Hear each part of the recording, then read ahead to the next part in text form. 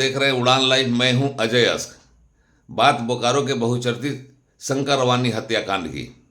इस हत्याकांड के शूटरों को गिरफ्तार करना पुलिस के लिए आज भी बड़ी चुनौती है। बिहार और झारखंड को अशांत करने वाले शूटरों ने इस कांड को अंजाम दिया था। पुलिस उनके पीछे लगी हुई है, लगातार अभियान चलाया जा रहा है। इसी क्रम में पुलिस को एक ऐसी सफलता हाथ लगी है जिसने पुलिस को इठलाने का अवसर दे दिया है।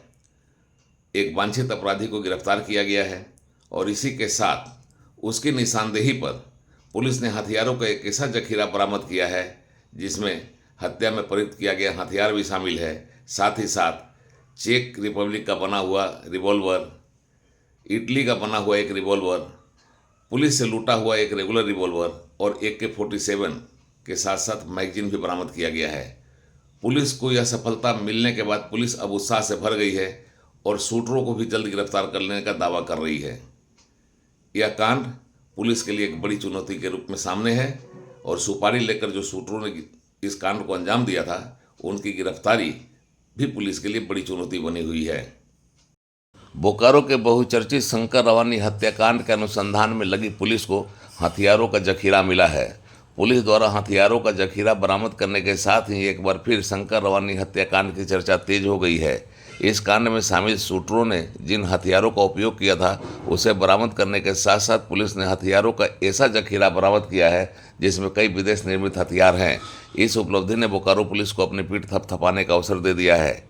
हालांकि अभी भी शंकर रवानी हत्याकांड में शामिल सुपारी किलर्स की गिरफ्तारी यक्ष प्रश्न बना हुआ है और पुलिस शूटरों की गिरफ्तारी जल्द करने का दावा करने के सिवाय अभी और कुछ बता पाने की स्थिति में नहीं है।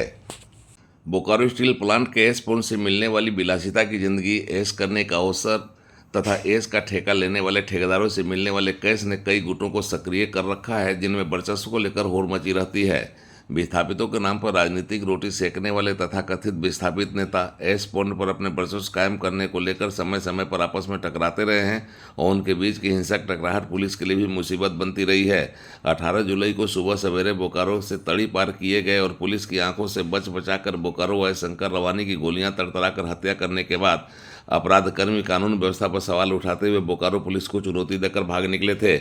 इस कांड के अनुसंधान में लगी पुलिस को यह सब पता चल गया है कि हत्या किसने की, हत्या की सुपारी किसने दी, कितने रुपए में हत्या का ठेका दिया गया, उसकी और शर्तें क्या क्या थी, हथियारों को कहां से हायर किया गया, उन्हें हथियार कैसे सुलभ कराए गए। इस कांड में प्रयुक्त कार और मोटरसाइकिल के बारे में पुलिस को महत्वपूर्ण सूचना मिल गई थी।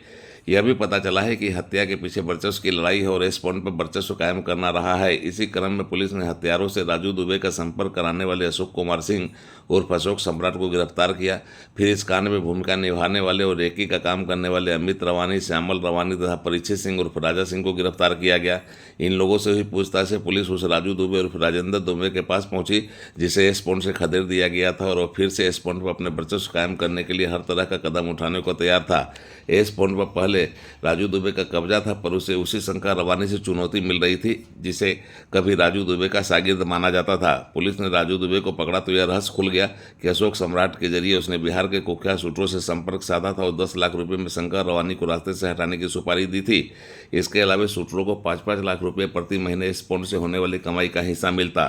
इन सभी 5 अपराध कर्मियों को गिरफ्तार कर जेल भेजने के बाद बिहार व झारखंड में शूटरों की तलाश में लगी पुलिस को इस कांड का एक वांछित अपराध कर्मी वीरेंद्र प्रसाद उर्फ वीरेंद्र यादव हाथ लगा और फिर उसकी निशानदेही पर पुलिस ने हत्याकांड में प्रयुक्त हथियारों के साथ साथ कई विदेश निर्मित हथियारों का जखीरा आदर्श कोऑपरेटिव कॉलोनी के बांधगोड़ा से बरामद किया और फिर हत्या में प्रयुक्त डिजायर कार को धनबाद के गोविंदपुर से बरामद किया गया।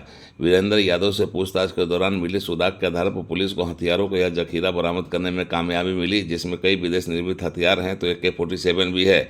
इसके अलावा पुलिस के इस्तेमाल में आने वाला रेगुलर रिवॉल्वर भी बरामद किया गया है। बोकारो के पुलिस अधीक्षक की माने तो वर्चस्व की इस लड़ाई में की गई हत्या के अनुसंधान के क्रम में पुलिस को हथियारों का यह जखीरा हाथ लगा है जिनमें 4 पिस्तौल भी हैं और इसमें इटली और चेक गणराज का एक बना हुआ पिस्तौल है। इसके अलावा पुलिस के इस्तेमाल में आने वाला एक पिस्तौल है। बोकारो के पुलिस अधीक्षक ने इसे बड़ी कामयाबी मानी है। इस उपलब्धि से उत्साहित होकर पुलिस ने बिहार और झारखंड में आतंक बने सुपारी किलर्स को भी जल्द गिरफ्तार करने का दावा किया है। उड़ान लाइव ब्यूरो की रिपोर्ट।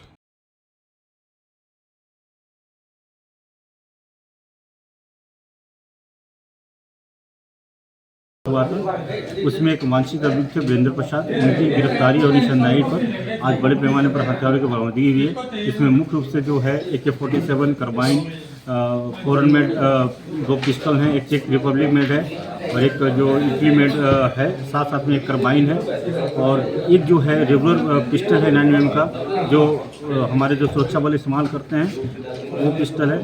साथ साथ में जो कंट्री मेड एक 6 है और 9mm का पिस्टल है और जो शंकर रवानी की हत्या में प्रयुक्त डिजायर गाड़ी है उसकी भी बरामदगी हुई है।